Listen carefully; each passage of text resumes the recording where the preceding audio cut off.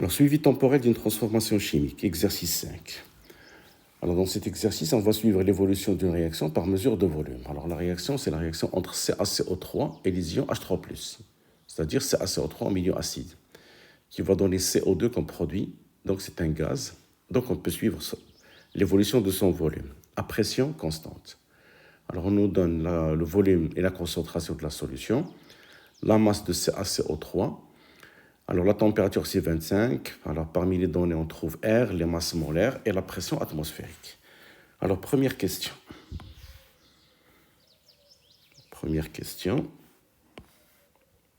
On nous demande de calculer les quantités de matière à l'état initial de chaque réactif. Alors, la quantité initiale de CaCO3, c'est la masse sur la masse molaire. La masse utilisée, c'est 2 grammes. La masse molaire, c'est 100. Donc, la quantité initiale de CaCO3, c'est 2 fois 10 moins 2 mol. La quantité initiale de H3O+, c'est C fois Vs. Alors, la concentration C, c'est 0,1, Vs, c'est 100 ml, donc ça fait 10 moins 2 mol. La deuxième question, dresser le tableau d'avancement et déterminer Xmax. Donc, on a ici un tableau d'avancement déjà tracé. Il suffit d'écrire l'équation de la réaction. Donc, on a CaCO3 avec 2H3+. Ça donne Ca2+, plus CO2, plus 4H2O. 3H2O plutôt. Alors, l'instant initial, l'instant intermédiaire et l'instant final. La quantité de matière initiale, c'est la masse sur la masse molaire. CVS 0, 0, XC. À l'instant T, la masse sur la masse molaire moins X. CVS moins 2X, X, X. À l'état final, la masse sur la masse molaire moins X final, qui est égal à X max, puisque la réaction est totale. CVS moins 2X max, X max et X max. Alors, pour déterminer X max, il faut chercher le réactif limitant. Donc, si CaCO3 est limitant, on aura X max qui est égal à la masse sur la masse molaire. Et c'est sa quantité initiale, donc c'est 2 10 moins 2.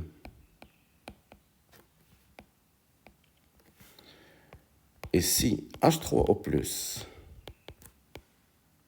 est limitant, le X max, c'est C fois Vs sur 2, qui va donner 5, 10, moins 3 mol. C'est 10 moins 2 sur 2, ça fait 5, 10 moins 3 mol.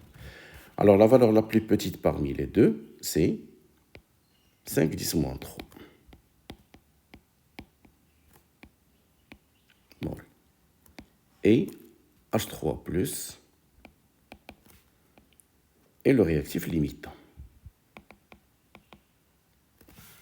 Voilà, ça c'est X max. Alors, question suivante, question 3.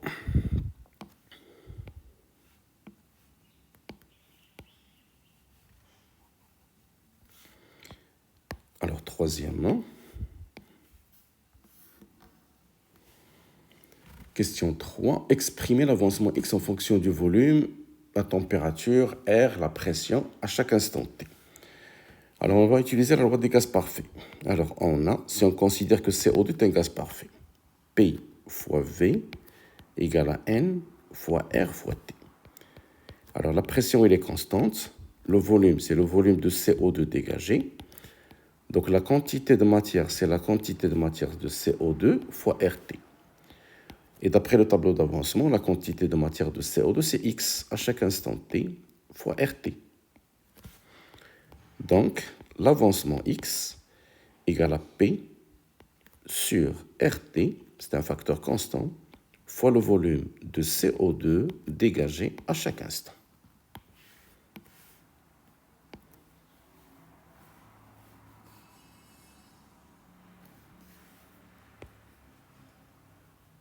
Voilà. Donc c'est X à chaque instant en fonction du volume à chaque instant et des constantes P, R et la température. Question 4. Montrez que la vitesse écrite se forme. Alors, quatrièmement, la vitesse volumique, c'est 1 sur le volume de la solution fois la dérivée de x sur dt. Et la dérivée de x, on va la prendre à partir de cette expression. La dérivée de x sur dt, c'est P sur RT fois la dérivée du volume de CO2 sur dt. Donc, la vitesse volumique, c'est 1 sur le volume de la solution fois la pression P sur RT fois D de V de CO2 sur dt.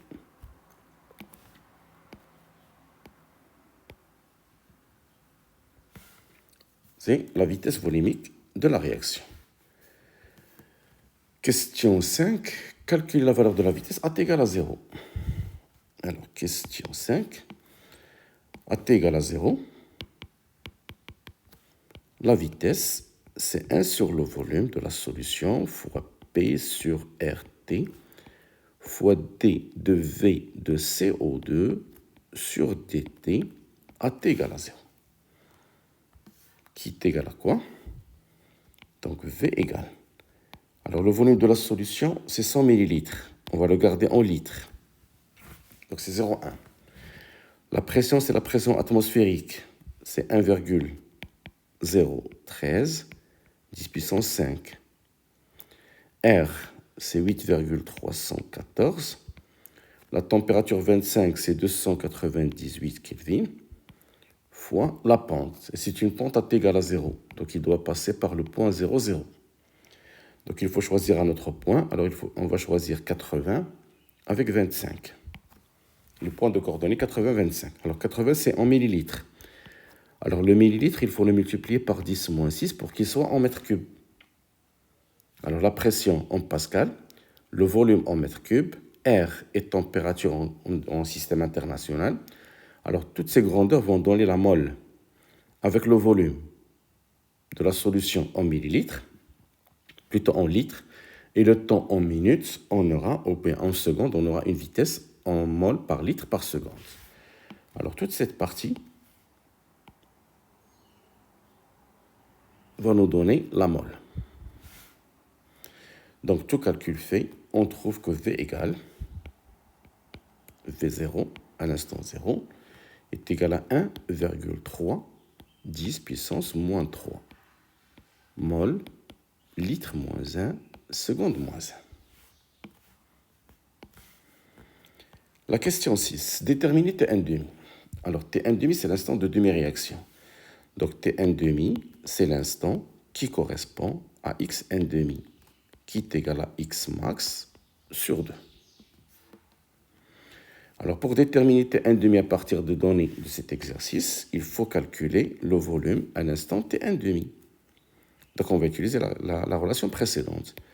Le volume à l'instant Tn'. Alors on va commencer par Xn'.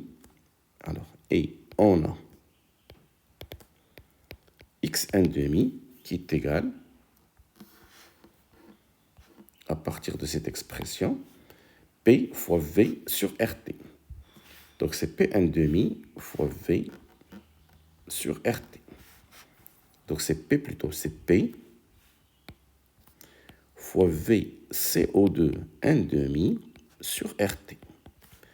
Ce qui va donner le volume de CO2 à l'instant N' égal à Xn' qui est égal à X max sur 2 fois R fois T sur la pression atmosphérique. Alors le X max RT sur P, on peut le remplacer par VCO2 max, mais la courbe ne donne pas la valeur maximale. Donc on va calculer cette valeur, on va remplacer les grandeurs par leur valeur. Alors, qu'est-ce qu'on va trouver? Application numérique.